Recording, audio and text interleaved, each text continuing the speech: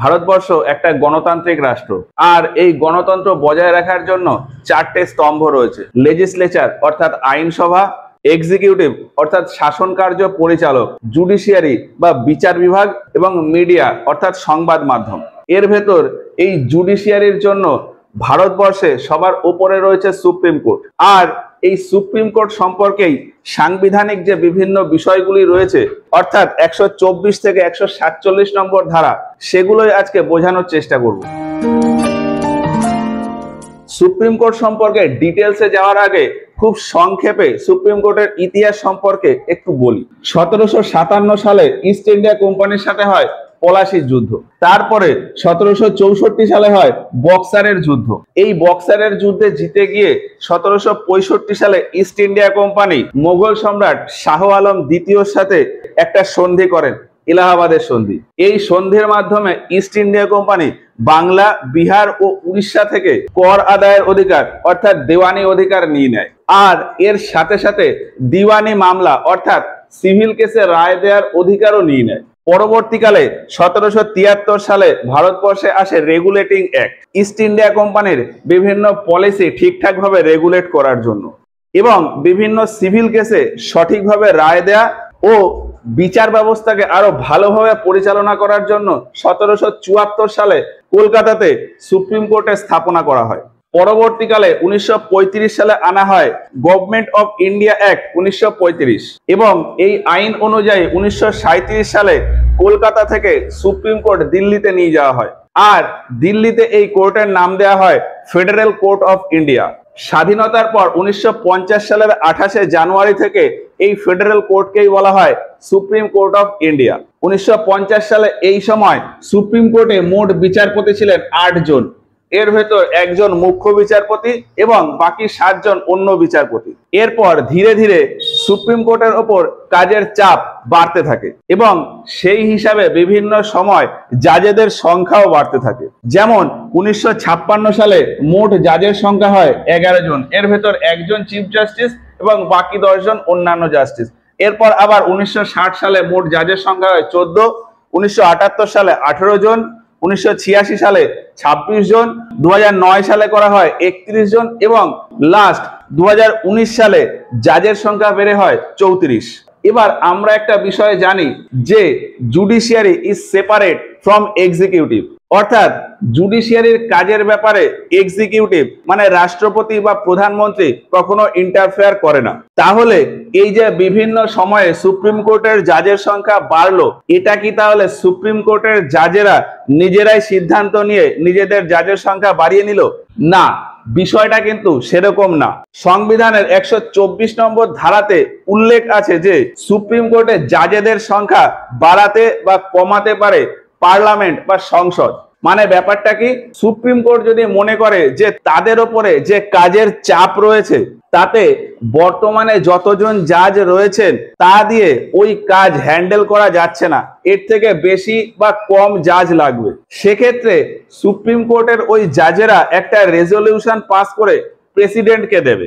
রাষ্ট্রপতি তারপর ওই বিষয়টা সংসদে রাখবে এবং সংসদের মেম্বাররা যদি বহুমত দেয় তবেই সুপ্রিম কোর্টে জাজেদের সংখ্যা বৃদ্ধি বা হ্রাস করা যাবে। তো সংবিধানের এই 124 নম্বর ধারাতে সুপ্রিম কোর্টের স্ট্রাকচার বা গঠন সম্পর্কে লেখা রয়েছে। তো কি লেখা আছে? প্রথমেই লেখা রয়েছে যে এই সুপ্রিম কোর্টে টোটাল কতজন জাজ থাকবে। 2019 সালে জাজেদের সংখ্যা বৃদ্ধি পেয়ে বর্তমানে টোটাল জাজের সংখ্যা হলো 34। এর ভেতরে একজন চিফ জাস্টিস অর্থাৎ মুখ্য বিচারপতি এবং বাকি 33 জন হলো অন্যান্য জাজ বা আদার জাস্টিস। 124-এ আরো বলা আছে যে কোনো একজন ব্যক্তি যিনি একটা বা বিভিন্ন হাইকোর্ট মিলিয়ে মিনিমাম 10 বছর ধরে অ্যাডভোকেট রয়েছেন বা একটা বা বিভিন্ন হাইকোর্ট মিলিয়ে মিনিমাম 5 বছর ধরে জাজ রয়েছেন, অথবা রাষ্ট্রপতির চোখে একজন আইনে দক্ষ ব্যক্তি অর্থাৎ এমিনেন্ট জুরিস্ট, এই 3টে কন্ডিশনের যে কোনো একটা কন্ডিশন ফুলফিল করলেই ওই ব্যক্তি সুপ্রিম কোর্টের জাজ হওয়ার জন্য এলিজিবল। অর্থাৎ 124-এ সুপ্রিম কোর্টের জাজ হওয়ার জন্য কি কোয়ালিফিকেশন লাগবে বা কি এলিজিবিলিটি লাগবে সেটাই লেখা রয়েছে। তবে হ্যাঁ, কোন একজন ব্যক্তি এই সুপ্রিম কোর্টের জাজ হওয়ার জন্য যোগ্য, তার মানে এটা নয় যে তিনি সুপ্রিম কোর্টের জাজ হয়েই যাবে। কোন একজন ব্যক্তি কিভাবে সুপ্রিম কোর্টের জাজ হবেন বা তার নিয়োগ পদ্ধতি, সেই সব এর আগে একটা ভিডিওতে ডিটেলসে আলোচনা করেছি, ওই ভিডিওটা একবার দেখে নিও। তো আমাদের মেইন টপিকে আসি। 124 নম্বর ধারাতে আরো বলা আছে যে সুপ্রিম কোর্টের জাজেদের এবং চিফ জাস্টিস অফ ইন্ডিয়াকে নিয়োগ করবেন রাষ্ট্রপতি, অর্থাৎ তাদের শপথ পাঠ করাবেন রাষ্ট্রপতি। আর সুপ্রিম কোর্টের জাজেরা 65 বছর পর্যন্ত তাদের ডিউটি পালন করবেন, মানে তারা রিটায়ার হবেন 65 বছর বয়সে। আর এখানে আরো বলা আছে যে সুপ্রিম কোর্টের কোনো জাজ রিটায়ার করার পরে অ্যাডভোকেট হিসাবে মামলা লড়তে পারবেন না, যদিও এই বিষয়টা কোনো সুপ্রিম কোর্টের রিটায়ার্ড জাজ করতে চানও না, কারণ জুডিশিয়ারিতে সব থেকে হাইয়েস্ট পোস্ট হলো সুপ্রিম কোর্টের জাজ। তো ওই পজিশনে যাওয়ার পর কেউ আর নিচে নেমে কোনো কেস লড়তে চানও না। আচ্ছা, এবার সুপ্রিম কোর্টের কোনো জাজ তার রিটায়ারমেন্টের আগেই পদত্যাগ করতে চান, মানে তিনি রিজাইন দিতে চান, সেক্ষেত্রে ওই রেজিগনেশন লেটার বা পদত্যাগ পত্র জমা দিতে হবে প্রেসিডেন্টের কাছে। এবার একটু সুপ্রিম কোর্টের জাজেদের ক্ষমতা সম্পর্কে বল। এই সুপ্রিম কোর্টের জাজেদের প্রচুর ক্ষমতা, তারা যা অর্ডার করবে প্রত্যেককে সেই অর্ডার মেনে চলতে হয়, এমনকি দেশের রাষ্ট্রপতি বা প্রধানমন্ত্রীও তার সেই অর্ডার মানতে বাধ্য। তাহলে এই সুপ্রিম কোর্টের বিচারপতিরা যদি তাদের ক্ষমতার অপব্যবহার করে বা মিসইউজ করে, তাহলে কি করা যাবে? তাদের বিরুদ্ধে তো কোনো অ্যাকশনই নেওয়া যাবে না, কারণ তারাই জুডিশিয়ারি বা কোর্টের একদম ওপরে রয়েছেন। সেক্ষেত্রেও সংবিধানের এই 124 নম্বর ধারাতে সুপ্রিম কোর্টের জাজেদের অপসারণ বা ইমপিচমেন্টের বিষয়ে বলা আছে যে সুপ্রিম কোর্টের বিচারপতিদের তাদের পদ থেকে সরিয়ে দেওয়া যাবে, তবে সেই অপসারণের জন্য সংসদে মানে লোকসভা বা রাজ্যসভাতে প্রস্তাব তুলতে হবে বা মোশন আনতে হবে। আবার এই প্রস্তাব তোলা এমন না যে কোনো একজন এমপির কোনো একজন জাজকে পছন্দ হলো না, তিনি হঠাৎ করে একটা প্রস্তাব তুলে দিলেন যে আমার এই জাজকে পছন্দ হলো না, আপনি একে ইমপিচমেন্ট করে দিন বা আপনি একে সরিয়ে দিন। সুপ্রিম কোর্টের কোনো জাজকে অপসারণ করানোর জন্য যে প্রস্তাব তুলতে হয়, তারও একটা প্রপার প্রসিডিওর আছে। সেই প্রসিডিওরটা কি? কোনো একজন জাজের অপসারণ নিয়ে রাজ্যসভা বা লোকসভা যে কোনো সদনেই প্রস্তাব তোলা যায়, তবে তার আগে কিছু কাজ আছে। ধরলাম যে সুপ্রিম কোর্টের একজন জাজ জাস্টিস জেড এর নামে রাজ্যসভা একটা অপসারণ প্রস্তাব আনতে চায়, সেক্ষেত্রে এই রাজ্যসভার মিনিমাম 50 জন মেম্বার মিলে একটা দরখাস্ত লিখবে, জাস্টিস জেড এর দিক থেকে আমরা এই সমস্যা পেয়েছি, তাই আমরা জাস্টিস জেড কে অপসারণ করতে চাই। এই রকম একটা দরখাস্ত লিখবে রাজ্যসভার প্রিসাইডিং অফিসার অর্থাৎ ভাইস প্রেসিডেন্টকে। ভাইস প্রেসিডেন্ট ওই দরখাস্তটা প্রেসিডেন্টের কাছে পাঠাবে। প্রেসিডেন্ট এবার ওই দরখাস্তটা দেখে যদি মনে করে এই বিষয়টাকে এলাও করা প্রয়োজন, তখন প্রেসিডেন্টের কথায় 3 জন মেম্বার মিলে একটা প্যানেল বসবে। এই প্যানেলে 3 জন কে থাকবে? ভারতের যত হাইকোর্ট রয়েছে তার ভেতর যে কোনো একটা হাইকোর্টের চিফ জাস্টিস এবং সুপ্রিম কোর্টের যে জাজেরা রয়েছেন তাদের ভেতরে একজন জাজ, আর একজন হবেন এমিনেন্ট জুরিস্ট অর্থাৎ আইনে খুবই দক্ষ একজন ব্যক্তি। এই 3 জন মিলে একটা প্যানেল বসবে। এই প্যানেলে জাস্টিস জেড এর কেসটা নিয়ে বিভিন্ন তর্ক বিতর্ক হবে এবং তারা বিভিন্ন জিনিস খতিয়ে দেখবেন, আর সবকিছু দেখার পর এই প্যানেল একটা রিপোর্ট দেবেন। এই রিপোর্টের একটা কপি যাবে প্রেসিডেন্টের কাছে, একটা কপি যাবে চিফ জাস্টিস অফ ইন্ডিয়ার কাছে, আর আরেকটা কপি যাবে ওই জাস্টিস জেড এর কাছে। ওই রিপোর্টের ভিত্তিতে জাস্টিস জেড সংসদে গিয়ে তার বক্তব্য দেবেন। অন্যদিকে প্রেসিডেন্ট যে রিপোর্টটা পেল, সেই রিপোর্টটা নিয়ে প্রেসিডেন্ট লোকসভা ও রাজ্যসভাতে ইমপিচমেন্ট মোশন হিসেবে রাখবেন এবং তারপরেই অপসারণ প্রস্তাবে রাজ্যসভা ও লোকসভার এমপিদের ভোটিং হবে।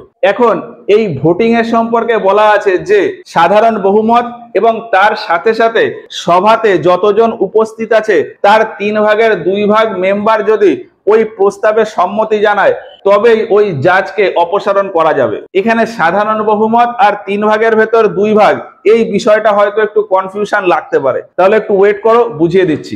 ধরলাম লোকসভাতে অপসারণ প্রস্তাব পাস করতে হবে, তাহলে লোকসভার টোটাল মেম্বার হলো 545, এর ভেতর সাধারণ বহুমত হলো 50%, মানে 273 জন। এখন যেদিন এই অপসারণ প্রস্তাব আনা হলো সেই দিন হয়তো সভাতে উপস্থিত রয়েছেন 450 জন, 545 জনের ভেতর সভাতে উপস্থিত রয়েছেন 450 জন। তাহলে এই 450 জনের 3 ভাগের 2 ভাগ মানে 300 জন।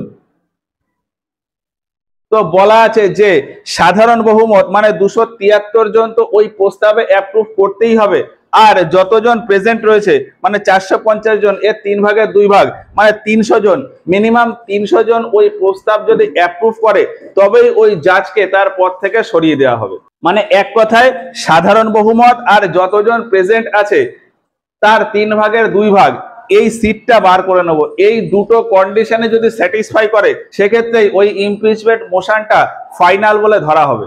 আর একইভাবে রাজ্যসভার ক্ষেত্রেও যদি এই একই কন্ডিশন ফুলফিল হয় তখনই রাষ্ট্রপতি ওই জাস্টিস জেডকে তার পদ থেকে সরিয়ে দেবে। এই একইভাবে যদি জাস্টিস জেড এর অপসারণ প্রস্তাব লোকসভাতে উঠত সেক্ষেত্রে এই 50 জনের বদলে মিনিমাম 100 জন মিলে দরখাস্ত করবে ওই লোকসভার প্রিসাইডিং অফিসার অর্থাৎ স্পিকারের কাছে। তারপর স্পিকার ওই দরখাস্তটা প্রেসিডেন্টের কাছে দেবে এবং প্রেসিডেন্ট তারপর প্যানেল বসাবে, রিপোর্ট আসবে, সেই রিপোর্টের ভিত্তিতে সংসদেও মোশন পেশ হবে এবং এইভাবে পুরো প্রসেসটা চলবে। অন্যদিকে ভারতে যত হাইকোর্ট আছে সেই হাইকোর্টের কোনো জাজকেও যদি তার পদ থেকে সরিয়ে দিতে হয়, মানে হাইকোর্টের কোনো জাজকেও যদি ইমপিচমেন্ট করতে হয় তাহলেও এই সেম প্রসেস। তবে হ্যাঁ, এখানে ছোট্ট একটু বিষয় বলে রাখি যে শুধুমাত্র দুটো বিষয় আছে যার উপর ভিত্তি করে সুপ্রিম কোর্ট বা হাইকোর্টের কোনো জাজের ওপর অপসারণ প্রস্তাব তোলা যায়। বিষয় দুটি হলো মিসবিহেভিয়ার আর ইনক্যাপাসিটি, মানে ওই জাজের অসৎ আচরণ এবং তার অযোগ্যতা বা অক্ষমতা। এই বিষয়গুলোর উপর ভিত্তি করেই শুধুমাত্র কোনো জাজের উপর অপসারণ প্রস্তাব আনা যায়। ভারতবর্ষে এখনো পর্যন্ত কোনো জাজকে ইমপিচমেন্ট করা হয়নি। তবে হ্যাঁ, 2 জন জাজের বিরুদ্ধে ইমপিচমেন্টের প্রস্তাব উঠতে চেয়েছিল। সেই 2 জন জাজ হলেন জাস্টিস ভি রামাস্বামী আর জাস্টিস দীপক মিশ্রা। 1991 সালে সুপ্রিম কোর্টের অন্যান্য বিচারপতিরা জাস্টিস ভি রামাস্বামী এর কাজের বিরুদ্ধে অবজেকশন জানিয়ে প্রেসিডেন্টের কাছে একটা লেটার পাঠান। প্রেসিডেন্ট জাস্টিস ভি রামাস্বামীর বিরুদ্ধে প্যানেল বসান এবং ওই প্যানেলে জাস্টিস ভি রামাস্বামীর বিরুদ্ধে 14টা কেস আসে। এই 14টা কেসের ভেতর 11টা কেসে তার দোষ প্রমাণ হয় এবং ফাইনালে প্রেসিডেন্ট যখন লোকসভা ও রাজ্যসভাতে ইমপিচমেন্ট মোশন তোলেন তখন লোকসভার ভেতরে যেদিন ওই মোশন তোলা হয় সেই দিন 401 জন মেম্বার প্রেজেন্ট ছিলেন। এই 401 জনের ভেতর 196 জন মেম্বার ওই ইমপিচমেন্ট মোশনটা অ্যাপ্রুভ করেন, কিন্তু বাকি 205 জন তাতে ভোট দেননি।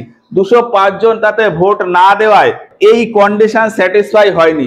যেহেতু এই কন্ডিশন স্যাটিসফাই হয়নি ওই জন্য ওই জাস্টিসের রিমুভাল আর সম্ভব হয়নি। এই একই রকম ঘটনা ঘটেছিল 2018 সালে। 2018 সালে জাস্টিস দীপক মিশ্রাকে নিয়ে রাজ্যসভা থেকে 71 জন মেম্বার মিলে একটা পিটিশন করেন উপরাষ্ট্রপতির কাছে যে এই জাস্টিস দীপক মিশ্রার কাজ তাদের পছন্দ হচ্ছে না বা কোর্টে আরো যারা জাজেস রয়েছেন তাদের পছন্দ হচ্ছে না। সেক্ষেত্রে রাজ্যসভার প্রিসাইডিং অফিসার অর্থাৎ ভাইস প্রেসিডেন্ট ওই দরখাস্ত বা ওই পিটিশনটাকে রিজেক্ট করে দেন।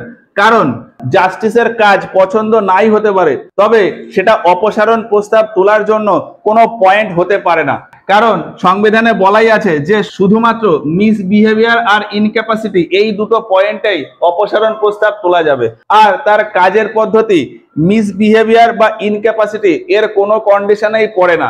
সেই জন্যই দীপক মিশ্রার বিরুদ্ধে যে পিটিশনটা হয় সেটাকে রিজেক্ট করে দেওয়া হয়। তো এই সমস্ত বিষয় উল্লেখ রয়েছে সংবিধানের 124 নম্বর ধারাতে। এর পরের ধারাগুলোতে জাজেদের বেতন, ভাতা বা অন্যান্য সুবিধা, acting chief justice of India, ad hoc জাজ, রিটায়ার্ড জাজ, কোর্ট অন রেকর্ড, এই সমস্ত বিষয় নিয়ে উল্লেখ আছে। তো এগুলো নিয়ে আমরা এর পরের ক্লাসে ডিটেলসে আলোচনা করব। আশা করি সুপ্রিম কোর্টের গঠন অর্থাৎ 124 নম্বর ধারা আর জাজেদের ইমপিচমেন্ট এই বিষয়গুলো বুঝতে পেরেছো। তো ভিডিওটা কেমন লাগলো অবশ্যই আমাদেরকে কমেন্ট বক্সে জানিও। আজকের মতো এই পর্যন্তই, দেখা হচ্ছে এর পরের ভিডিওতে। ধন্যবাদ।